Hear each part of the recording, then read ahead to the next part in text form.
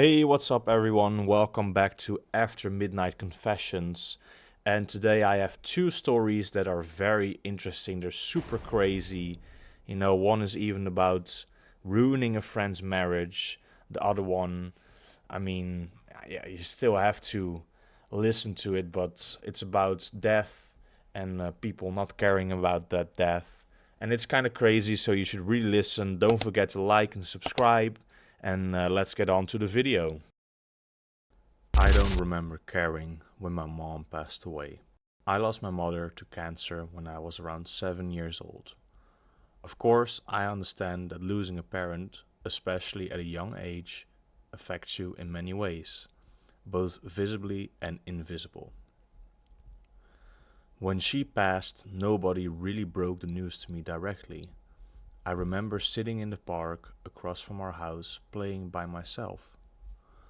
When my dad's ex wife, they still have a child together, so she was in a blue moon, showed up to check on me. I remember her exact words. She asked how I was feeling. I replied with, "I'm okay, why?" And then she responded, "Sweetie, has nobody told you?" I shook my head, "No." And then finally, "Your mom passed away." Those words, those traumatic and awful words, felt like nothing. I heard them, I understood them, but everything inside me just felt blank. I felt like a white sheet of paper or an empty plastic bag. At her funeral, I didn't really know how to act, what to say, or where to go and what to do. I walked past an old family friend crying, endless tears and choking on every word. She said to me, "I'm so sorry." I asked, out of awkwardness and inability to display sadness to others, "For what?" And she said, "Your mom died. Has nobody told you yet? I'm so sorry." I remember that being possibly the first time I had seen true, unadulterated pain. I could physically see the grief and suffering in her eyes as she was talking to me. But all I could do was stare blankly, and even at the age of 7, with unnecessarily good people pleaser skills, try my best to console her. Words like "it's okay" and "I'm sorry" poured out of my mouth. Me, the one who lost his mother. Apparently, I was her favorite child. I have warm I have a few warm memories of her, making me some tea and a sandwich once I got home from school and asked me about my day, sleeping by my side when I was in the hospital with meningitis, encouraging me to be myself by cheering me on while others judged me for dancing or just being non masculine in general. She was my biggest fan, and that much I will never forget. There were quiet moments where I found myself needing to cry. At the funeral, I snuck away to cry in the bathroom. I made an excuse to be alone so I could cry, but a family member accompanied me and I just had to push it down. Sometimes, even after years it happened, I would just be in my bed and the thought of her would pop into my head, and I would silently cry into my pillow and try my best not to have anyone notice. The thing is, more often than not, when I cried, it felt like I was triggered by the fact that people were worried about me or that they felt bad for me, more than feeling bad that I lost my mother. I won't lie and say it hasn't affected me. I think the day she went to the hospital, and when I realized she had been gone for a long time, I lost my ability to wear my emotions on my sleeve. From that day onward, and in many ways still today, I unintentionally decided I would be closed off forever. Nobody would know when I was in pain. Nobody knew the extent of my negative feelings. Nobody was aware of the problems I was experiencing and developing. There was a period where my mother was still home and mostly bedridden, even though she was sick, just before she went to the hospital. I have one memory of that time. my mom called me over and excitedly handed me an empty bowl that was once filled with oats. She said to me, "Please show your dad and tell him I finished it all," with a warm smile on her face. Writing that is making me tear up. It's possibly the sweetest, most tragic, and realest thing I have ever and will ever hear. She just wanted around her to be happy and did whatever she could to hold on and fight until she could no longer. My favorite memory, which I recently memorialized via a tattoo on my upper right arm, was of me sneaking into the kitchen to build a cardboard birdhouse. I was inspired by the rickety birdhouse handling in a tree in our backyard. My mother found me on the kitchen floor, happy as a clam, with a big pair of scissors in one hand and a whole box in the other. Of course, I was far too young to be handling scissors on my own, but instead of being angry or disciplining me, she just smiled, exuding pure joy, and she said playfully, "What are you up to?"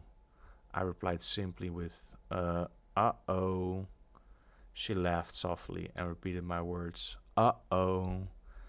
She then carefully removed the scissors from my grasp, picked me up, and carried me off in her arms. It was such a warm, loving, and maternal experience. I had never felt as comfortable to make mistakes or speak about my feelings than when my mom was around. I no longer have many memories of her, but I remember her being my rock. I remember being important to her, and to me that's enough.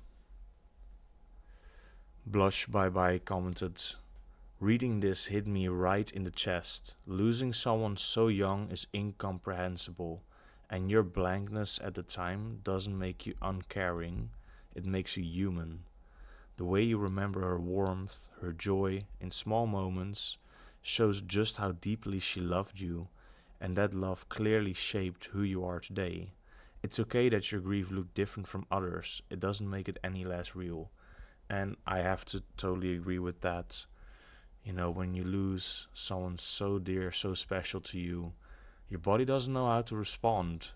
And even though it might seem weird to others, if that's your way of, dealing with the grief, then that's fine. Definitely something I can recommend is also talking to a psychologist. Mental health professional always can help you, deal with your grief, deal with your emotions, and make your life better. I hope the OP is feeling much better now. I hope he has dealt with his grief. And yeah, let's go on to the next story. I ruined my friend's marriage. To give you some background, my friend Maria and I are both 26. I'm male and she's female. We've been friends since middle school. I had a crush on her briefly in high school, but she rejected me 3 separate times, so I kind of dropped it, but we stayed friends. We went to colleges that were close to each other, so we kept in touch through school. Fast forward to October 2022-ish, she starts dating this guy named Brandon, and he was a little odd, but he seemed nice. About a year and a half later, they got engaged, and my friend seemed really excited. However, also around this time, apparently Brandon started spending a lot of time with this other girl, and the 3 of them would hang out. This made Maria uncomfortable, so she'd hang out at my place a lot. Eventually, Brandon asked her if they could open their relationship. Apparently, after a lot of pressure, Maria reluctantly agreed and pretty much immediately came to my place to vent about it and how annoyed she was about the lack of ground rules and whatnot, and how he basically opened their relationship just to get with this one girl. She also told me a lot of the other issues they were having. Maybe a week later or so, Maria is hanging out at my place, and she basically just straight up asks if I want to fuck.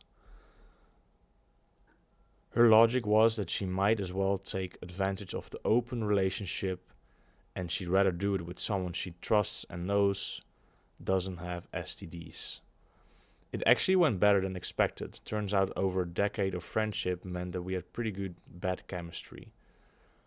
So that went on for a while until Maria casually mentioned to Brandon that her and I had been sleeping together. He totally flipped out, the wedding got called off, and she ended up staying with me for a while. At first, she was reluctant to jump into a relationship with me, even though we were like 90% of the way there. We dated for like 3 months before calling it off because we figured we were better as friends. We were both mature about it, and she continued to live with me until October, where she moved out to another city, several hours away, with another female friend and her boyfriend. I saw her again at a NYE party last night, thrown by a mutual friend who still lives in town. Her and I have rekindled something, or it may have been a one-time thing, but I'm not really sure yet. But yeah, that's how I ruined my friend's marriage. Well, honestly, it already didn't really sound like the most stable and strong relationship, to be honest.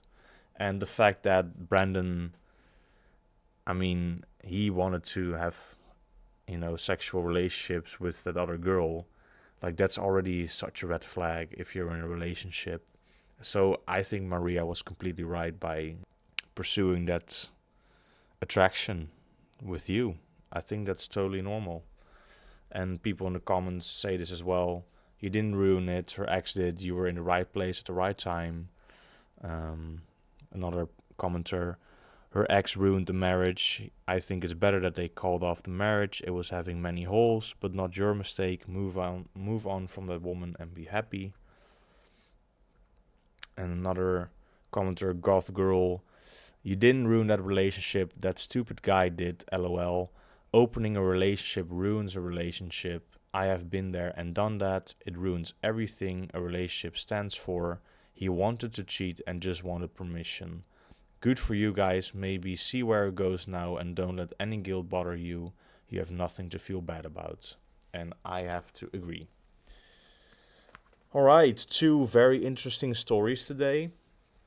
I hope you really liked it. Don't forget to like and subscribe on this video. It means a lot to me. I love making these videos. I hope you love listening to them. Anyway, I'll see you in the next video. Later.